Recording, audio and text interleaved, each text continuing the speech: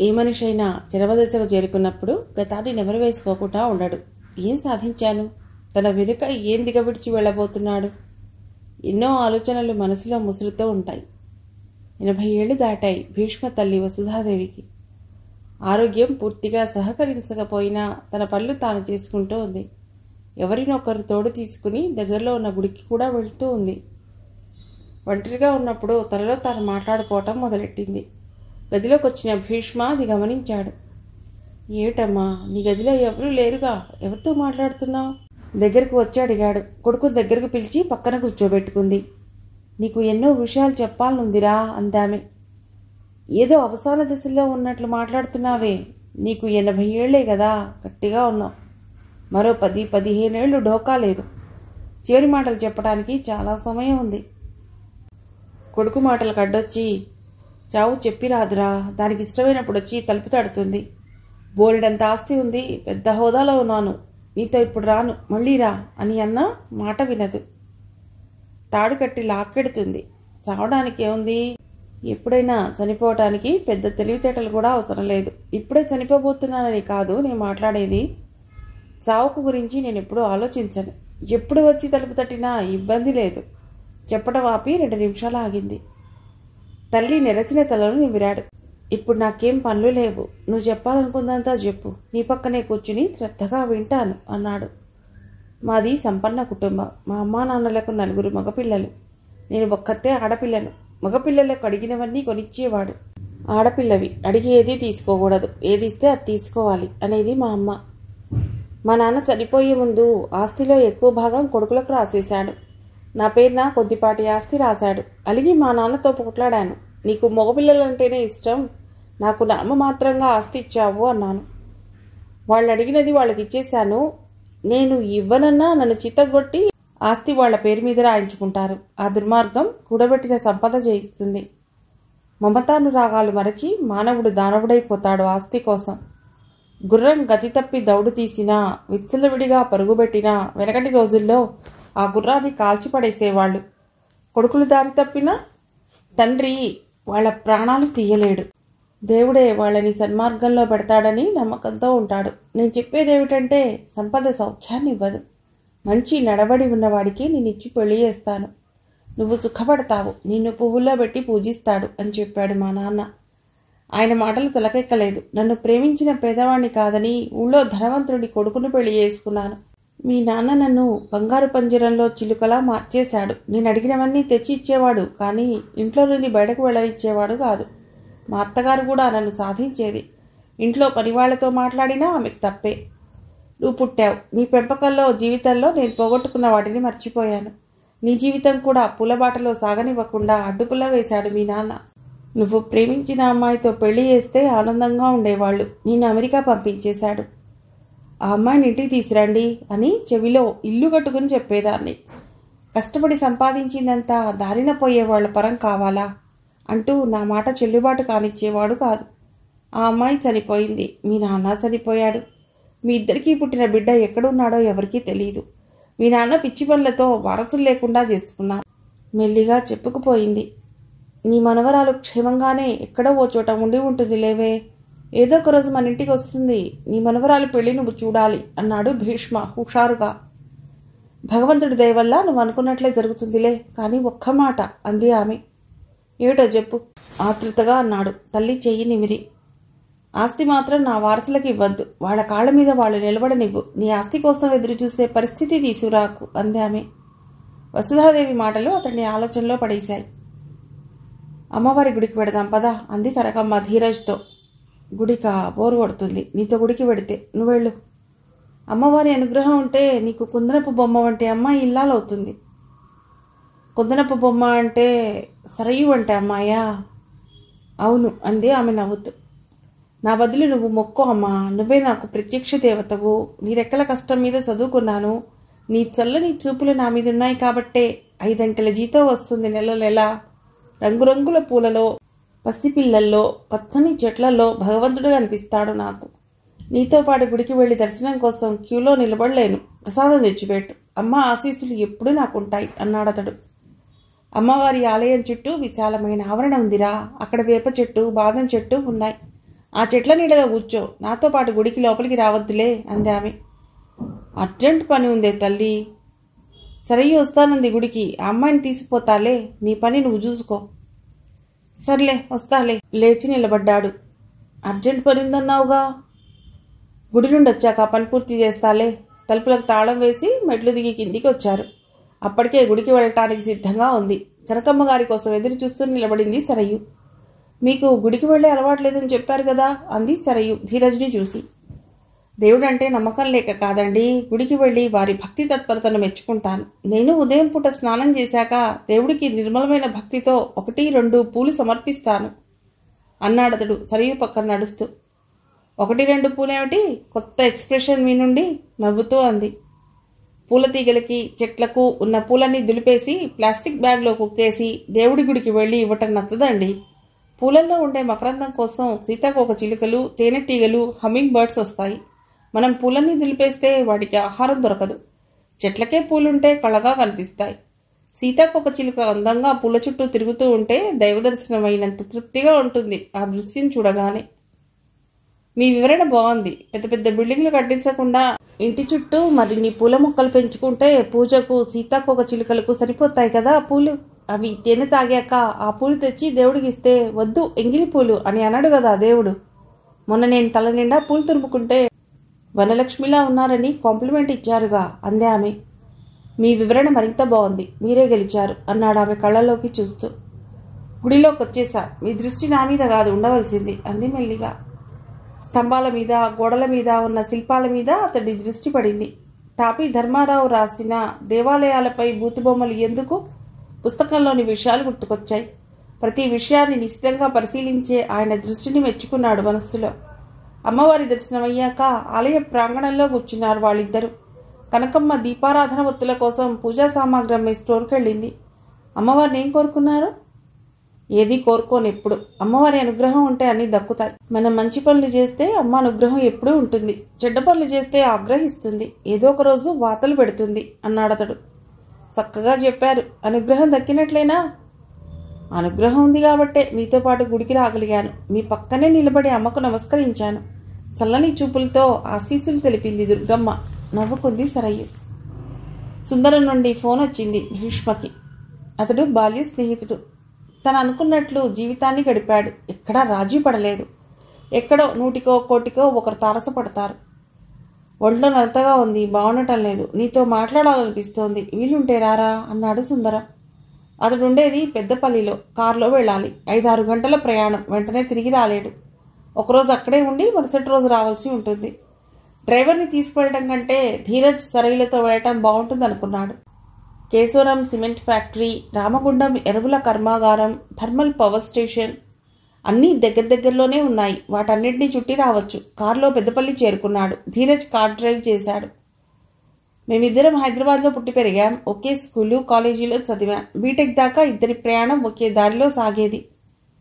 నాతో పాటు అమెరికా రమ్మంటే రాలేదు. కేశవరాం సిమెంట్ ఫ్యాక్టరీలో మెకానికల్ ఇంజనీర్గా చేరాడు. అక్కడి నుంచి రామగూడెం వెళ్ళాడు. 4-5 చోట్ల ఇంజనీర్గా పనిచేసి రిటైర్ అయ్యాడు. చివరకు పెద్దపల్లిలో స్థిరపడ్డాడు. నాకంటే బాగా తెలివైనవాడు. వెరీ బ్రిలియంట్ అనేవాళ్ళు. అమెరికా వచ్చి స్థిరపడినట్లయితే మరింత రాణించేవాడు. అతడి గురించి చెప్పుకుపోయాడు ధీరజ్ సరయులకు. సాయంత్రానికి పెద్దపల్లి చేరుకున్నారు. ఫోన్లో తాను ఎక్కడ ఉండేది చెప్పాడు. శబరి అనాథాశ్రమం ఎక్కడుందని ఊళ్ళో వాళ్ళని అడిగి అక్కడకు చేరుకున్నారు. ఆ అనాథాశ్రమం పక్కనే వాడిల్లు ఉందేమోననుకున్నాడు భీష్మ. సుందరం ఉంటున్నది ఆ అనాథాశ్రమంలో వెనక వైపు ఉన్న 2 గదుల్లో. వాడుండటానికి ఏర్పాటు చేసుకున్నాడు. 2 అంతస్తుల అనాథాశ్రమం వాడు కట్టించిందే. సంపాదించిందంతా ఓ ట్రస్ట్ పేరిట పెట్టి అనాథాశ్రమం, పాఠశాల నడుపుతున్నాడు. 2 చిన్న గదుల్లో ఎలా ఉంటున్నావురా? ఏదో పెద్ద ఇంట్లో ఉంటున్నావేమోనని నాతో పాటు పనిచేసే ధీరజ్ సరయును కూడా తీసుకొచ్చాను అన్నాడు భీష్మ. మీరుండేది ఒక్కరోజు, ఎలాగోలా అడ్జస్ట్ కండి. మీ ఇంట్లో ఉన్నట్లు అన్ని సౌకర్యాలు ఇక్కడ ఉండవు అన్నాడు సుందరం ఆశ్రమం అంతా చూపిస్తూ. 5 ఎకరాల స్థలంలో ఉంది ఆ అనాథాశ్రమం. చుట్టూ ఎత్తుగా పచ్చటి చెట్లు, పిల్లలు పెంచిన పూలతోట సరయుకు బాగా నచ్చింది. 20 గదులున్నాయి. ఒక్కో గదిలో 5 పిల్లలు ఉండటానికి అన్ని సౌకర్యాలతో ఏర్పాటు చేశారు. 2 పెద్ద హాళ్లున్నాయి. పిల్లలు భోంచేయటానికి కిచెన్ కానుకుని ఓ హాలు, మరో హాలు ఉదయం పూట ప్రార్థనకి, సాంస్కృతిక కార్యక్రమాల కోసం ఉన్నాయి. అనాథాశ్రమం పక్కనే హై స్కూల్ కూడా ఉంది. సుందరం ఏర్పాటు చేసిన ట్రస్టీ ఆధ్వర్యంలో అవి నడుస్తూ ఉన్నాయి. మీ ఆవిడ పిల్లలు కనిపించరేమో? పెద్దగా నవ్వేశాడు సుందరం. నేను సంపాదించిందంతా అనాథ పిల్లలకు ఖర్చు పెడుతుంటే వాళ్ళెందుకు నాతో ఉంటారు? 2 కొడుకులు రెక్కలు రాగానే ఎగిరిపోయారు. ఒకడు ముంబై, మరొకడు బెంగళూరులో ఉద్యోగాలు చేస్తున్నారు. నాతో పాటు ఇక్కడ ఉండి అనాథ పిల్లలకు సేవ చేయటానికి మా ఆవిడ ఒప్పుకోలేదు. కొన్ని నెలలు పెద్ద కొడుకు దగ్గర, మరికొన్ని నెలలు చిన్న కొడుకు దగ్గర ఉంటున్నది. అక్కడైనా వాళ్ళ పిల్లలకు సేవ చేయక తప్పడం లేదు అన్నాడు సుందరం. సొంత మనవళ్ళు మనవరాళ్లకు సేవలు చేయటంలో తృప్తి ఉంది కదా అన్నాడు భీష్మ. అది బాధ్యతగా మా ఆవిడ భావిస్తుంది, నేను ఒప్పుకోను. ఆ బాధ్యత నెరవేర్చడానికి తల్లిదండ్రులు ఉన్నారు. పెద్ద వయసులో అక్కడికి వెళ్ళి కష్టపడటం ఎందుకు?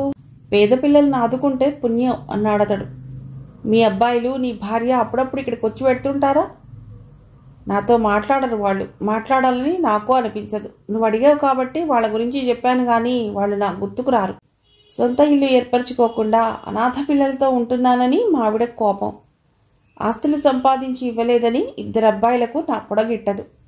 వాళ్ళ అవసరాలకు డబ్బు పంపకుండా దాచుకున్నదంతా దీని నిర్వహణకే ఖర్చు పెడుతున్నానని కోపం వాళ్లకు. దిక్కులేని అనాథ పిల్లల మొహాల్లో ఆనందం చూస్తే నాకు ఆనందం. పరస్పర విరుద్ధ భావాలు ఉన్నప్పుడు ఎలా కలిసి ఉంటా కుటుంబ సభ్యులతో? నేను ఫోన్లో రమ్మనమని నీకు చెప్పాను, నువ్వొచ్చి ఆత్మీయంగా పలుకరించావు. అయిన వాళ్ళంటే కేవలం బంధువులు కాదు, అందరి హితం కోరేవాళ్లంతా అయిన వాళ్లే. సుందరం చెప్పేదంతా చెవులు రిక్కరించుకుని వింటూ ఉంది సరయ్యు. పచ్చటి పరిసరాలు, అమాయకంగా ఆడుకుంటున్న అనాథ పిల్లలు, పిల్లల ఆనందమే తమ ఆనందంగా ఆశ్రమంలో పనిచేసేవాళ్లు, ప్లే గ్రౌండ్స్లో తూరిగల్లా ఎగురుతూ ఆడుకుంటున్న పిల్లల్ని చూసి సంబరపడింది సరయ్యు. ఆ రోజు రాత్రి పిల్లల్ని చుట్టూ చేర్చుకుని కథలు చెప్పింది. పిండి వెన్నెల తమ కోసమే అన్నట్లు పిల్లలు వెన్నెల్లో ఆడుకున్నారు. ధీరజ్, సరయ్యు ఊరు చుట్టానికి బయటకు వెడితే సుందరం పక్కన కూర్చుని చిన్ననాటి సంగతులు నెమరు వేసుకున్నారు. మాటల సందర్భంలో నీతో పాటు వచ్చిన అమ్మాయి, ఆ అబ్బాయిని చూసి నీ కూతురు కాబోయే అల్లుడని అనుకున్నాను అన్నాడు సుందరం.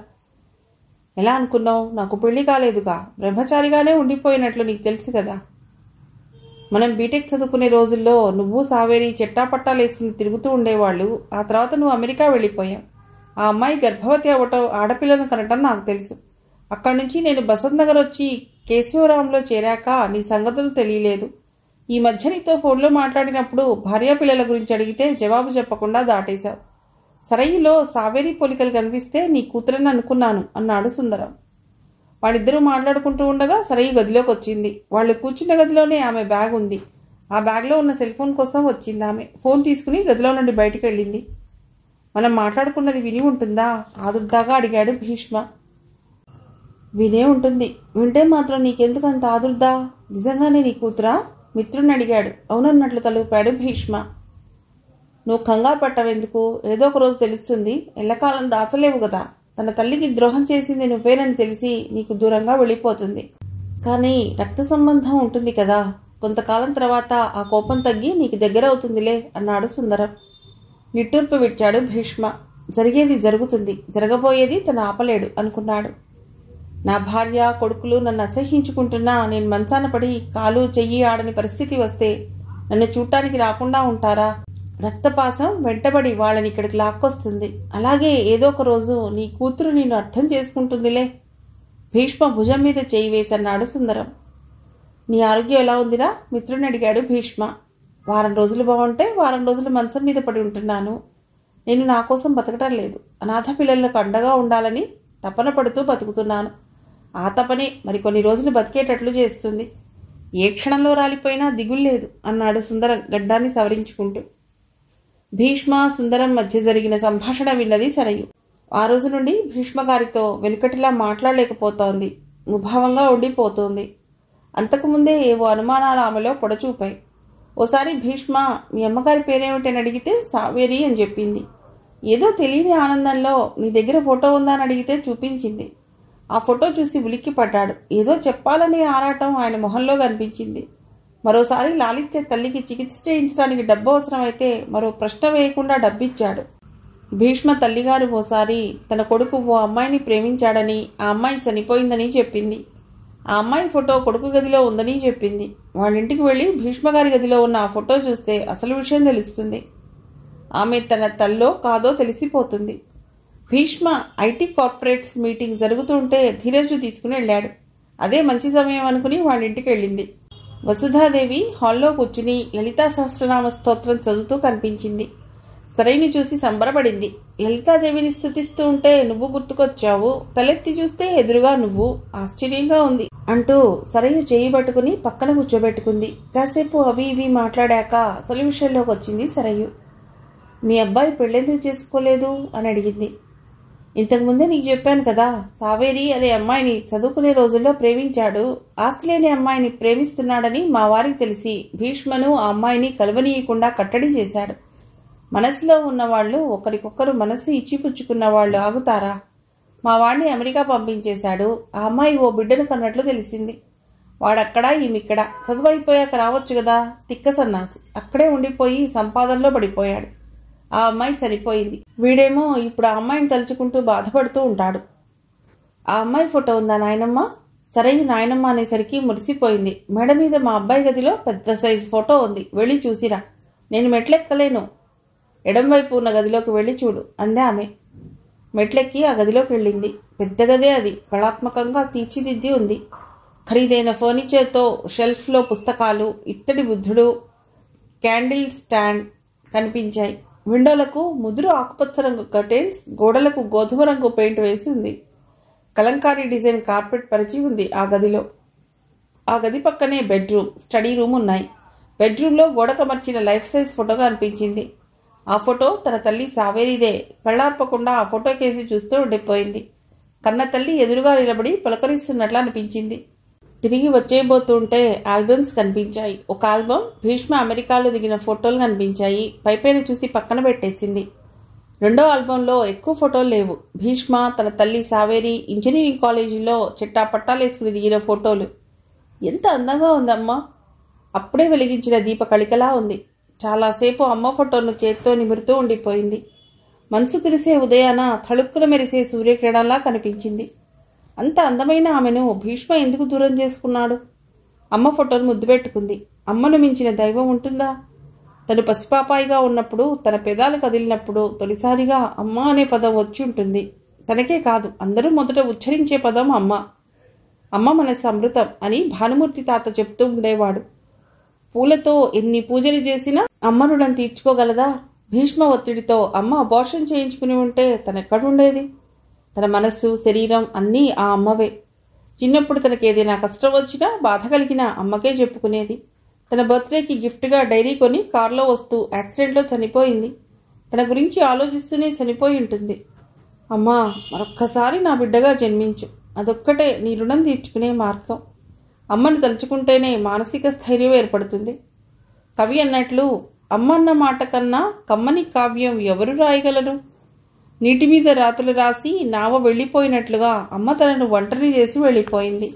చాలాసేపు ఆ గదిలోనే ఉండిపోయింది సరయు. కిందికి దిగొచ్చాక, ఏమిటి తల్లి చాలాసేపు పైన గదిలో ఉండిపోయావు, నీకు బాగా నచ్చిందా?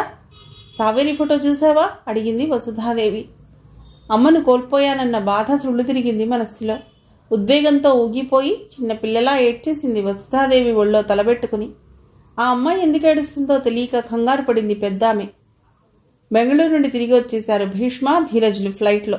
ఇంట్లోకి రాగానే తల్లి పక్కన కూర్చున్నాడు భీష్మ. బయట ఎక్కడికి వెళ్ళినా ఇంటికి తిరిగి రాగానే తల్లి దగ్గర 10 నిమిషాలు కూర్చుని మాట్లాడటం అలవాటు. అమ్మా, ఎలా ఉంది ఆరోగ్యం? వేళకు భోంచేసి మందులేసుకుంటున్నావా అడిగాడు వసుధాదేవిని. నాకే బాగానే ఉన్నాను, కానీ నిన్న సరయు మన ఇంటికి వచ్చింది. నాతో చాలాసేపు మాట్లాడింది. నీ గదిలో ఉన్న సావేరి ఫోటో చూడాలని ఉంది అని అడిగింది. నీ గదికి వెళ్ళి చూడమన్నాను.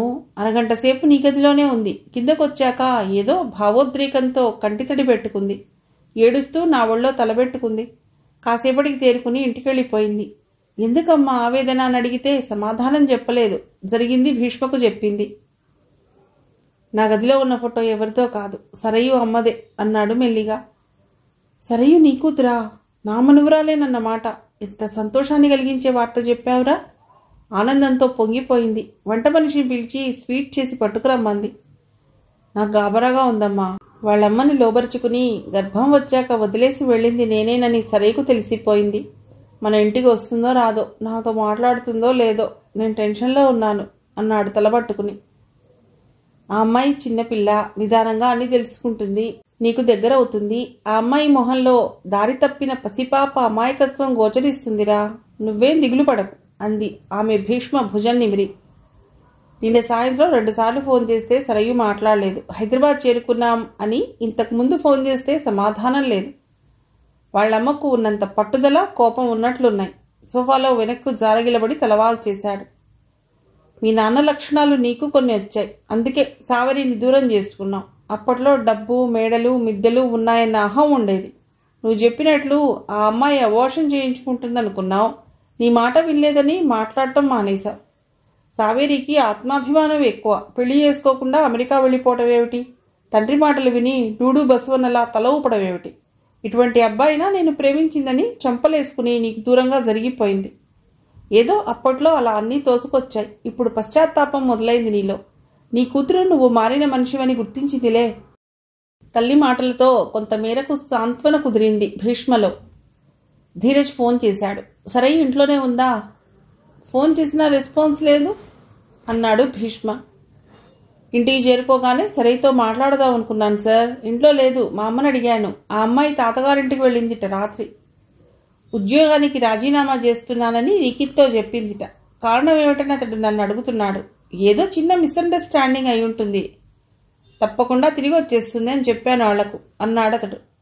నువ్వు ఫోన్ చేసి ప్రాబ్లం ఏంటో తెలుసుకోవయ్యా అన్నాడు భీష్మ. అలాగే సార్, ఇప్పుడే చేస్తాను. ఫోన్ సోఫా మీద పడేశాడు విసుగ్గా. అరగంట తర్వాత మళ్లీ ఫోన్ చేశాడు ధీరజ్కు.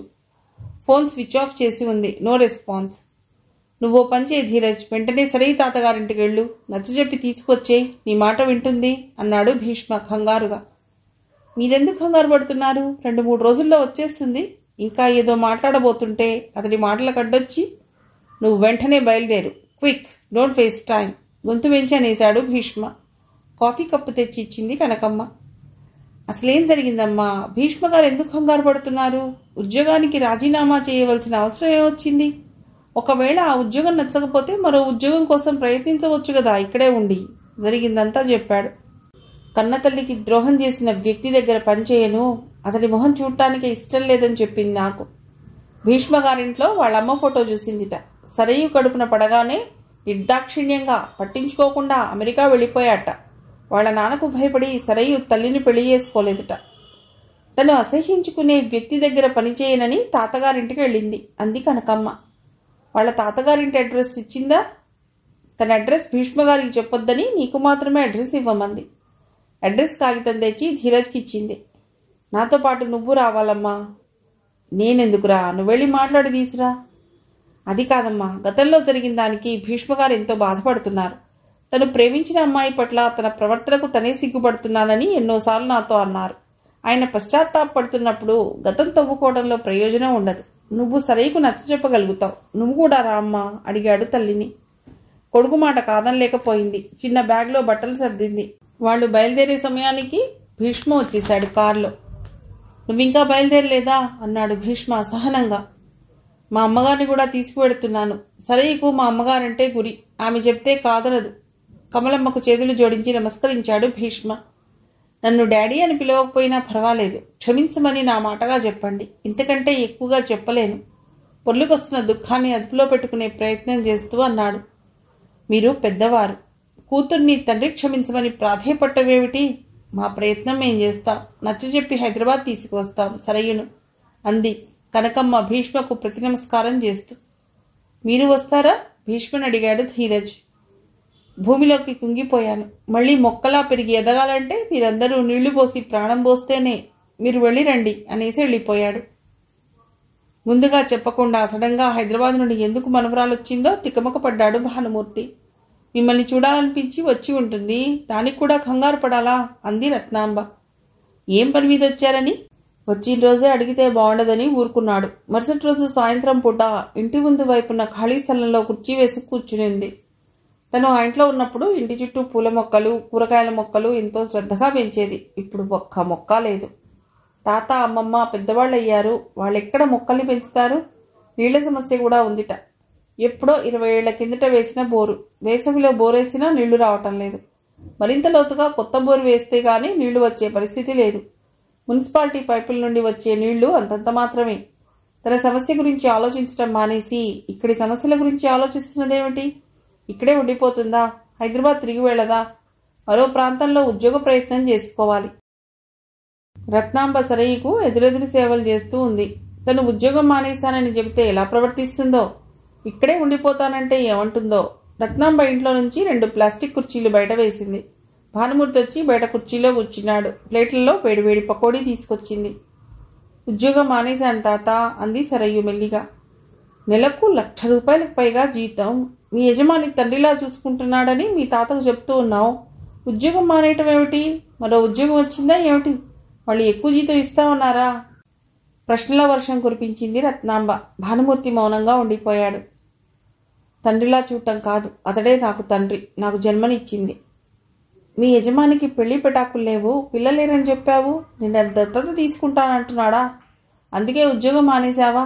మంచి పని చేశావు, అంది రత్నాంబ నోట్లో పకోడీ పలుకు వేసుకుంటూ. ముందు అమ్మాయిని చెప్పనివ్వు, మధ్యలో నీ వ్యాఖ్యానం ఏమిటి? అన్నాడు భానుమూర్తి. ఆయన్ని లెక్క చేయకుండా నన్నెప్పుడు హైదరాబాద్ తీసిపోతావు? కారులో తిప్పాలి సిటీ అంతా, అంది ఆమె. మా యజమాని ఎవరో కాదు తాత, అమ్మను మోసం చేసిన వ్యక్తి. వాళ్ళింట్లో అమ్మ ఫోటో చూశాను. ఆ భీష్మ దగ్గర పనిచేయటం ఇష్టం లేక ఉద్యోగం వదిలేసి వచ్చేశాను. బెంగళూరులో మరో ఉద్యోగం వెతుక్కోవాలి. హైదరాబాద్ వెళ్ళను. అమ్మకు ద్రోహం చేసిన వ్యక్తి దగ్గర పనిచేయను. మళ్ళీ అతడు నాకు కనిపించకూడదు, ఉద్రేకపడుతూ చెప్పింది. మరీ తొందర ఎక్కువే నీకు. మరో ఉద్యోగం వచ్చాక మానేయాలి గాని ఉన్న ఉద్యోగం వదిలేసి ఖాళీగా మా ఎదుట కూర్చుంటావా? నీకు మళ్ళీ ఉద్యోగం రావటానికి నెలలు పడతాయో సంవత్సరాలే పడతాయో.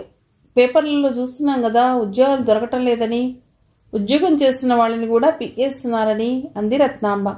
ఆమె మాటలు పట్టించుకోకుండా తాత వైపు చూసింది సరయ్య. మీ అమ్మమ్మ చెప్పే దాంట్లో కూడా నిజం లేకపోలేదు. ఏ విషయంలోనూ తొందరపడకూడదమ్మా, మరోసారి ఆలోచించుకో, అన్నాడు భానుమూర్తి.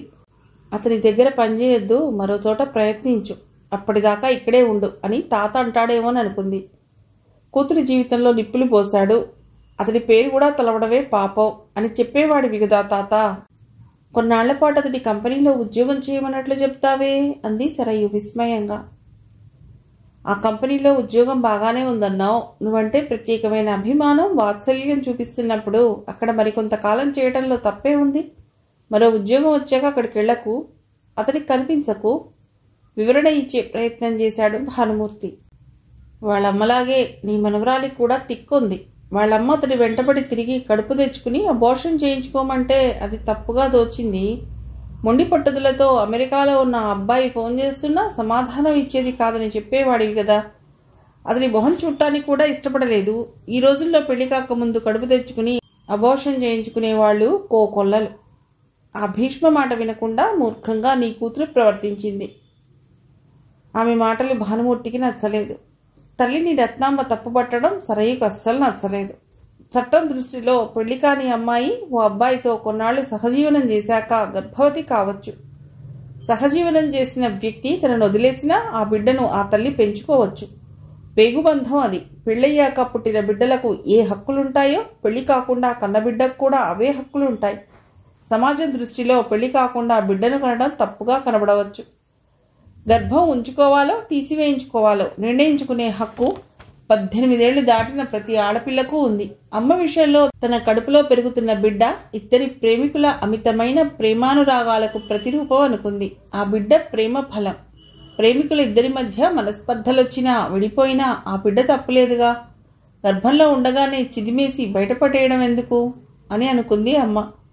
ఒకవేళ ఇబ్బందులు ఎదురవుతాయని తను పెంచలేను అనుకున్నప్పుడు అబోర్షన్ చేయించుకునే హక్కు కూడా ఆ తల్లికి ఉంది. అమ్మ కడుపులో ఉన్న శిశువుని తీయించేసుకో అని చెప్పడానికి భీష్మెవరు? ఆ బిడ్డ అందంగా పెరిగి పెద్దయ్యాక చూసి మురిసిపోతున్నాడు అతడు. ఆ బిడ్డ నా బిడ్డే అని అందరికీ చెప్పుకోవాలని ఉవ్విళ్ళూరుతున్నాడు. అమ్మ పడిన బాధను మర్చిపోయాడు. సరే, ఈ గుండెలోతుల్లోంచి వచ్చాయి ఆ మాటలు. మిగిలిన కథ తర్వాతి భాగంలో.